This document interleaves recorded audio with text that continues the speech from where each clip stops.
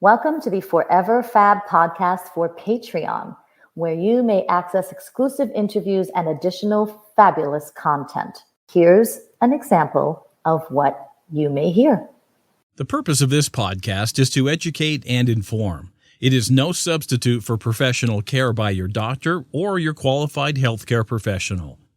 Never disregard or delay professional medical advice because of something you've heard on this podcast or in any linked material. Guests who speak on this podcast express their own opinions, experience, and conclusions. Dr. Shirley neither endorses nor opposes any particular opinion discussed on this podcast. The views expressed on this podcast have no relation to those of any academic, hospital, practice, institution, or other entity with which Dr. Shirley may be affiliated. Welcome to Forever Fab, the podcast on fashion, the art of living, and all things beauty.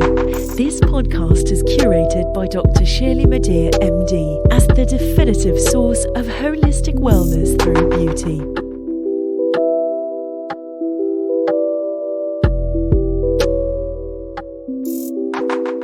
Welcome to Forever Fab on Patreon. Forever Fab is the podcast dedicated to fashion, the art of living well, and all things beauty. I'm your host, Dr. Shirley Madere, the founder of Holistic Plastic Surgery Philosophy and your purveyor of this definitive source of living a beautiful life. This week's episode is co-hosted by my fab friend, Amina Altai. This week's episode is also brought to you by Amina Altai Coaching. You know what they say, quote, change your mindset, change your life, end quote. If you're ready to level up your life and willing to do the work to feel free, release, and be impactful, you must visit AminaAltai.com. Stay tuned to hear more about how you can get a highly coveted seat at this purpose-driven table of bliss. Today, our fab guest is Dr. Gabrielle Lyon, and the topic on today's episode is brains, beauty, and brawn, pro-aging through muscle management. Welcome to my double interview with Dr. Gabrielle Lyon, co-hosted by Amina Altai. Today's topic is brains, beauty, and brawn, pro-aging through muscle management. Welcome to my double interview with Dr. Gabrielle Lyon and Amina Altai. Dr. Gabrielle Lyon is a holistic functional family medicine practitioner who received her doctorate in osteopathic medicine from the Arizona College of Osteopathic Medicine. She earned her undergraduate degree in human nutrition from the University of Illinois at Urbana-Champaign, where she studied vitamin and mineral metabolism, chronic disease prevention and management, and the physiologic effects of diet composition. We all need to know that, whether we're physicians or not. Yeah. She also completed a research and clinical fellowship in nutritional science and geriatrics at Washington University in St. Louis. Dr. Lyon's philosophy of muscle-centric medicine is her groundbreaking concept of eliminating unwanted body fat. Let me repeat that. Eliminating unwanted body fat. So with non-traditional approaches, which we'll talk about. With non-traditional approaches, I'm so excited to have this conversation. And her concept involves building muscle, and wait till you see her guns, her arms, building muscle and allowing for continued accelerated metabolism and long-term wellness, because we all know as the years advance, our metabolism definitely slows. Dr. Lyon also promotes exercise, and it's not a dirty word, exercise as another way to stimulate muscle protein synthesis, more than just physical activity. Adults need muscle targeting exercises to ensure long-term health and decreased risk of chronic disease, and may I add, pro-aging. Her patients include elite military operatives such as Navy SEALs, Green Beret, Army Rangers, and Canadian assaulters, as well as everyday heroes and heroines like us all, who benefit from whole body, whole person approach, which includes advanced nutrition interventions, metabolic and genetic testing, and personalized behavioral action plans. Dr. Lyon sees patients and lives in New York City with her husband and their daughter. I cannot wait to get into the meat, pun intended. And son now. Oh my goodness, and your son, congratulations. Yes, daughter and son, 2 children, and a husband, and a practice, and a friend, amongst other things. I cannot wait to get into this meat intended word of this interview. But first, allow me to introduce the inimitable, fabulous Amina Altai. I'm going to start Amina's introduction with a quote, and this quote is, "Your next level of success will not come from doing more. It will come from being more you," end quote. Epic. Amina is a holistic leadership and mindset coach and corporate trainer. She is the first social entrepreneur to successfully create a methodology that supports the health of a business and its people at the same time. Her journey has been illustrious, and I say this not only because she's my friend, but it's the truth. After starting her career in marketing at Cartier, one of my favorites, feel free to come on this podcast anytime, Cartier folks. She went on to co-found a marketing agency specifically to support emerging and growth stage brands. After over 7 years of working on her brands, ranging from Samsung to Avan, MD Solar Sciences, and Super Smile, as well as helping to launch over 30 startups. So basically, she knows what she's doing. She went on to lead marketing efforts for Spa Finder Wellness, which is the largest media and marketing company in the wellness space. She later took a post at Bliss as head brand integration officer, overseeing the product, spa, and e-commerce businesses. Pretty major. Then, as you've heard her describe on her previous Forever Fab podcast interview, thank you, Amina, she hit a proverbial wall. That wall, that block, was perhaps a blessing in disguise, I would say, a message, and maybe even a motivating impetus to help her fulfill her higher purpose, and that is of helping to heal herself and the world. It's one of many reasons why I connected with Amina. We both share the desire to make the world a more beautiful place, one person at a time. I'm lucky to host these two fabulous powerhouse women on the Forever Fab podcast for Patreon. Amina joins me as my co-host, and our fabulous guest, Dr. Gabrielle Lyon, both joining me via StreamYard today. Welcome back, Amina, and welcome, Dr. Lyon. Thank you both for becoming and staying beautiful members of this Forever Fab community. Hi. Hi. Hello, hello. Thank you for having us. Absolutely, my pleasure. Shall we get things started? Let's do it. Yes, ma'am. All right, I'll start things off by asking the first question, and then Amina, you and I will alternate from time to time. So, both of you, this is a question for you both. How did the two of you meet? Match.com. No, just kidding. Like so many people, right? Nothing wrong with that. I definitely would have swiped on you for sure. Okay. I love it. Why don't you tell the story, Amina? I think that it's better coming from you. So the magic of podcast actually brought us together. So Dr. Gabrielle Lyon and I have a mutual friend. Her name is Roxanne Safai. She has an amazing podcast called Black Belt Beauty Radio. And I had been a guest on her podcast. This is several years ago now, I think in the first year of her podcast. And after her podcast, and after that interview, we became fast friends, and she eventually became my client. And she then went on to interview Dr. Lyon, and she would just always talk to me about how amazing Gabrielle is and everything that she's doing in the world and her perspective and muscle-centric medicine, and how she's just languaging this and sharing this body of work in a totally new and different way. And then fast forward to a couple of years, I had a bit of a health crisis, and I'd been through a couple of functional medicine doctors, and I hadn't gotten to the root cause. And so Roxanne introduced me to Dr. Lyon, and I really credit her with saving my life. I do not say that lightly. In our first meeting, she looked me straight in the eye and said, "I will not stop until we get you well." And I wanted to cry because no one has ever said that. And that is how she has shown up for me. She is incredible. That is amazing, an amazing story. Wow. And to meet your patient for the first time and to say to her, you know, with conviction, "I'm not going to stop until we get to the bottom of this," because again, not even knowing what the issue was, and your commitment alone is just phenomenal. Yes. In terms of that, it's funny. People ask me about my practice and they ask me about my patients. And I'm going to be frank. I love winning. And winning, you know what they say. Yeah. If you're not first, you're last. Yes. Competitive by any chance. But the reality is winning is something different to everybody. Yeah. And for me, I am a very service-based human. I have always been that way, even before being a physician. Over many years of training, it became clear to me that winning to me was being able to take a patient that has seen, on average, my patients see 13 to 14 other physicians. Wow. Taking them and getting them better, doing a better job than anybody has done, and truly transforming whatever physical limitation that individual has and eliminating it. Because I'll tell you one thing, I may not be the smartest, right? It'd be impossible to be the smartest, but tenacious and persevering and unrelenting in figuring out what is going on with that individual, I will stop at nothing to get them better. I love that. And that's a true thing for me. And again, that is my style of medicine.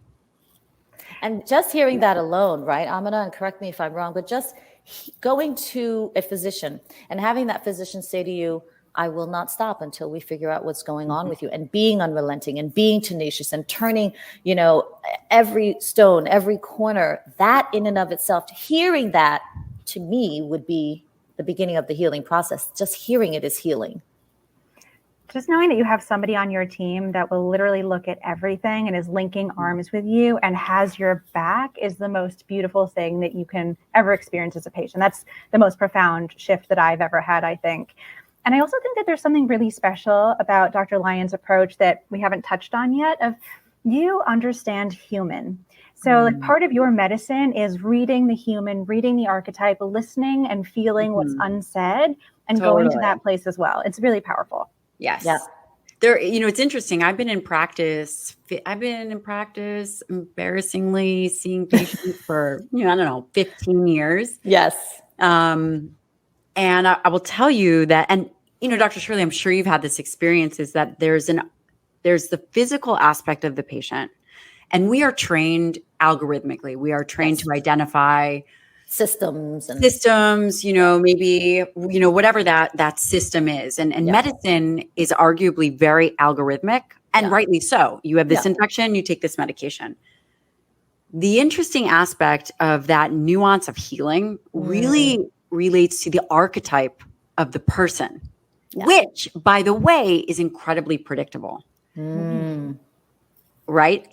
The only ones that are ever surprised by our human nature is the human. Yeah, of course. But for us, it's like, oh man, Nick, you could totally expect that. You know, like we know Amina is much less likely to complain. We know that she's going to push through it. And Dr. Shirley, I would argue and say you're probably exactly the same. Yeah. Literally the wheels have to be falling out. No, I'm okay. I'm totally okay. Yeah. I'll be fine. I'll totally be fine, which is the high achieving women that I take care of. I expect that is their human nature, and understanding and really leveraging that component allows for getting to any underlying cause. I love that. I love that you're sort of redefining or enhancing the definition of medicine and healing, right? It isn't just physical. It isn't just systems, but there's something that you have to transcend to be able to understand or really feel the human. So Amina, I'm going to turn it to you and let you ask your next question before I delve further into Dr. Lyon's approach. Thank you. I love this. This is so fun, tag teaming an interview. It's my first time, but it's so fun. So I would love to hear more about your approach to medicine, muscle-centric medicine, because I think language can either be a form of limitation or liberation. And the way that you language your approach feels so liberating. So I would love for us to dig deeper into your approach around muscle-centric medicine. I am so grateful that you asked. The concept, first I should back up to let me give you an overview of what muscle-centric medicine is. Please. Muscle-centric medicine is this concept that muscle is the largest organ in the body. Not just something based on locomotion, but truly an endocrine organ. What does that mean? That means when this tissue contracts, the skeletal muscle contracts, it secretes things. And one of the things that it secretes are myokines, which is very new science. So this one concept that muscle is not just about locomotion and looking good in a bikini, but it actually is an endocrine organ, just like when your thyroid produces thyroid hormone. Understanding that muscle is the organ of longevity and really determines everything about how we age in terms of how we can augment our metabolism, in terms of how we regulate body composition. Body composition, for example, the diseases of Western society, hypertension, cardiovascular disease, Alzheimer's, which is actually type 3 diabetes of the brain. We see the symptomology of all these things. Symptomology meaning hypertension, elevated blood sugar, irregular heart activity. But the cause, if it is metabolic in nature, which it usually is skeletal muscle. This is absolutely blowing my mind. Can I have an emoji insert? And I actually love talking about this with other physicians as well, because the concepts of what we've been taught are flawed. The paradigm in which we think about obesity, diabetes, heart disease, cardiovascular disease, the paradigm that it is an obesity illness is flawed in the way that is the symptomology of impaired muscle first. Those diseases start in the organ of skeletal muscle first. That's totally not what we learn. Before you see any symptomology, before you see any other problem, you have defects. Defects I use loosely, defects in the skeletal muscle, changes in metabolism and skeletal muscle first. Wow. No wonder why obesity has been so difficult to treat. You are only effective at treating a problem if you are asking the correct question. You have to have the correct paradigm of thinking to execute it appropriately. So have we been wrong all this time? Yes. Not wrong, but have we? Yeah. We need perhaps to make a modification or an adjustment to how we counsel our patients, and frankly, how personally we want to maintain longevity and be well. Yes. So the issue becomes we have been obsessed with obesity. We've been obsessed with losing weight. It's all about this obesity conversation, which is number one, debilitating, number two, disempowering, and Absolutely. number three, focusing on issues as opposed to understanding that skeletal muscle is where the problem starts. And thank God it starts in skeletal muscle, because we actually can affect this organ system every single day. We have conscious control. It's not like you can affect your kidneys by thinking about them. You can't go do a kidney exercise. I mean, I'm sure you could do like some tapping or whatever, but I can work around the kidneys. Practice. I can't even comment on that. But we can, if we understand that the real issue is skeletal muscle, then we have an empowering point of view. We can then understand that everything that we do when we think about optimizing health and longevity must relate to skeletal muscle. It is not an issue of being over fat.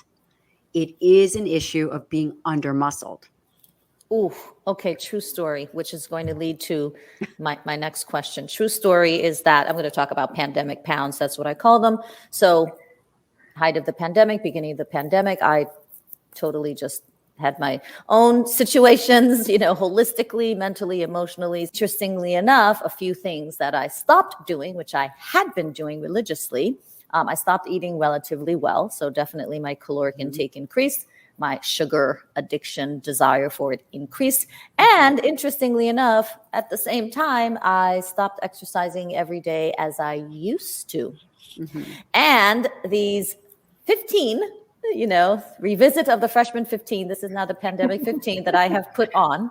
I'm having a really difficult time getting rid of them. And I just wonder if you're saying to me, and I'm thinking there must be a correlation with my lack of exercise. So my question is do you have, or tell us about one of the more dramatic patient transformations that you were able to help bring about? Present company, included or excluded to her desire. There's so many. There's so many. Let me think about. Okay, I'm going to give you a patient in my mind, right? Yep. And I'm going to share this person. So this is a person who is an extraordinarily successful lawyer, runs a lawyer firm. She is just a baller of a woman. Badass. Yeah, total badass. Had always struggled with her weight and had tried everything. We're talking 1,200 to 800 calorie diet, working out really, really hard and struggled to lose weight. When you think about weight, you do think about calories in and calories out. That is a fundamental truth that you do hear a lot of arguing about, and it does hold true.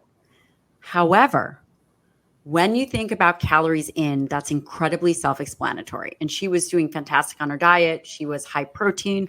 Protein is actually really the fuel source for healthy muscle. Mm-hmm. And on the other aspect of it is the physical. So now you're thinking the calories out, what is going to actually affect what goes out?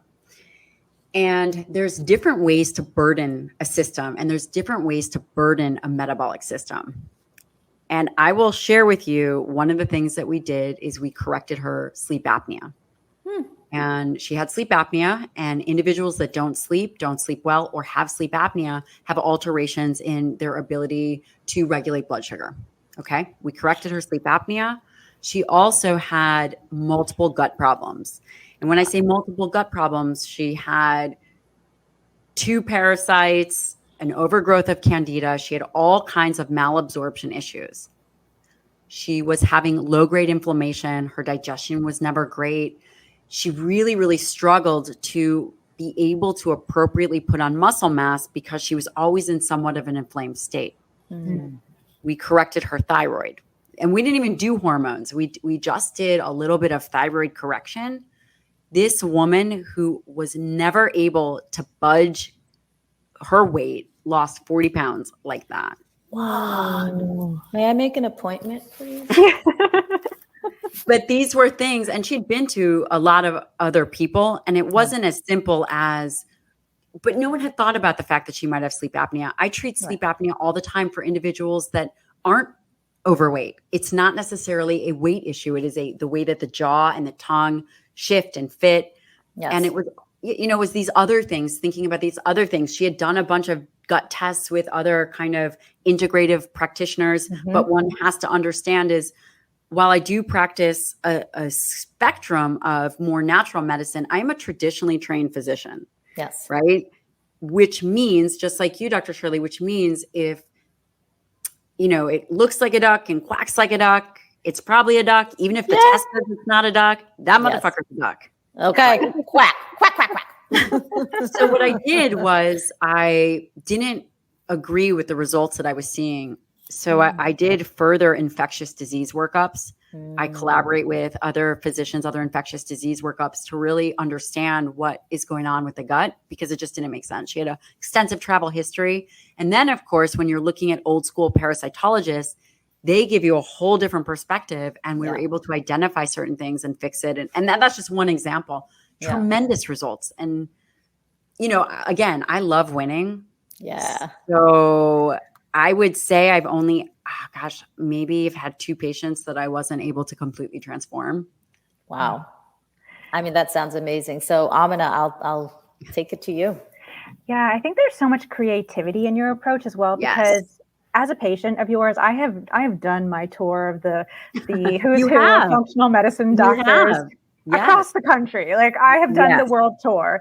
And your approach is so high-low. You are visionary. You have this macro perspective, but you also get in at this micro level as well. And the tools that you use are like tools that I've never seen before. And I think there's a high degree of creativity required to put it together in that way. And I'm curious how you kind of come up with your approach. Great question. I've had that experience a lot. I get a lot of patients that have seen other functional medicine doctors. I will tell you that I really look at the testing, and just because a group of individuals are doing a certain type of testing, it doesn't mean that it's effective. It doesn't mean that it's measuring what we're looking for. And it doesn't mean that, it should be a gold standard. And this comes from, I did 2 years of research at WashU, which is a very very intense institution, and you are trained to think and you are trained to ask questions. One of the reasons that I've become so creative, and I really do appreciate you saying that, because I would say that that is really my wheelhouse, is in the creativity of solving the unsolvable and figuring out where the issues are. I just came from Rutgers University, meeting with their nutrition department, because I'm interested in what is the new research coming out? How can we collaborate? Oh, hey, and by the way, you guys have an infectious disease department. I need to meet them. So that there are things that there are testing and ways that can be advanced that perhaps are not being done. In the functional medicine space, everyone is using the same testing. That doesn't mean that that's good medicine. Right. And are they questioning that in the way that you are? Not. No, they're not. They look at it and they go, oh, okay, well, you're negative. Okay, well, that's negative. Right. No. Maybe it's in a life cycle, and maybe a PCR test is not the right test. Maybe it needs to be done with infectious disease. And also, I will tell you, if it is not in my wheelhouse, I will collaborate. I will refer to neurology. I will refer to cardiology. I will refer out, because everybody has to understand their scope of practice, because that, in order to really be a good physician, and Dr. Shirley, I would love for you to weigh in. But, surgery is interesting because you're kind of standalone. This is what you're doing, but you would have no problem referring out to anesthesia. Of course not. Yeah. And that, in the collaborative effort of having another expert at least weigh in on something. Yeah. Because it's not an ego thing. So it isn't. You ask ultimately, where did the creativity come from? The creativity comes from, number one, I really like to win. Yeah. And winning to me is figuring that shit out for you. Right. And winning for you is, and as for me, it's patient-centric. Yeah. I mean, I want to figure it out. I got this. Yeah, exactly. Well, I do absolutely agree with your approach. And I think it's fantastic. I'm sure you have met colleagues who have considered you, woo-woo, as I have met colleagues. No, actually they don't really. Oh, good. I'm glad. They don't. I mean, they might roll their eyes if I'm using a certain test, and I'll be like, hey, this isn't totally validated, but not so much. Good. I'm glad, because I've definitely met colleagues who maybe have not said it to my face, but have said to other people, oh, she's still doing that woot stuff, because I brand my practice as holistic plastic you surgery. Are very unique, Dr. Shirley. You are very unique. It is, just so the listeners know, there are not many surgeons like you. And I do know quite a few surgeons, and have met many, many surgeons. The surgical mind, the surgical practice in and of its own is a whole different ballgame. So the fact that you combine more holistic, even thought process, because I was looking at your website, I'm like, gosh, concierge, I need her to come over my house. Well, thank you very much. I try again, because I like winning too. And I think that beauty and aging, et cetera, are completely a part of this entire spectrum that we as physicians know a lot about, but not everything. So to your point earlier, there's the knowledge, right? There's the physicality, there's the creativity, and then there's the intuition. And I think all of that leads to the transcendence that we hope to achieve with and for our patients. Can I blow your mind on one? Can I just nerd out? Blow my mind again. Yeah. So I'm just nerding out for a second because I'm so excited. When you think about, the concept of muscle-centric medicine, I didn't get to tell you where it came from. I'm going to make this story really short. So basically, no, I promise. Basically, I was doing clinical research, and I was imaging people's brains. So it was postmenopausal women, like postmenopausal women that were always struggle with their weight. And when I say weight, I mean that extra 10 pounds. It was the 10 to 20 pounds, so not much. And I really became attached to this one woman, and she had 3 children, and she'd always put her kids and her family first. Always struggled with her weight. And I was doing a geriatric fellowship at the same time, and I imaged her brain, and her brain looked like the brain of an Alzheimer's patient. Whoa. And I was heartbroken, because I knew that in the next 10 years, she was going to have cognitive changes that were going to be disastrous. She would struggle to find her keys or remember that word. And it made me feel like we were failing as an entire system of medicine. Mm-hmm. And I realized that, okay, so the wider the waistline, and I don't know how to say this, this isn't meant to be offensive or snarky or anything, but the wider the waistline, the lower the brain volume. There is a direct correlation between waist circumference and brain volume. Mm-hmm. And because like I had mentioned that dementia of a certain kind, also, depending on what it is, cognitive impairment can be type 3 diabetes of the brain.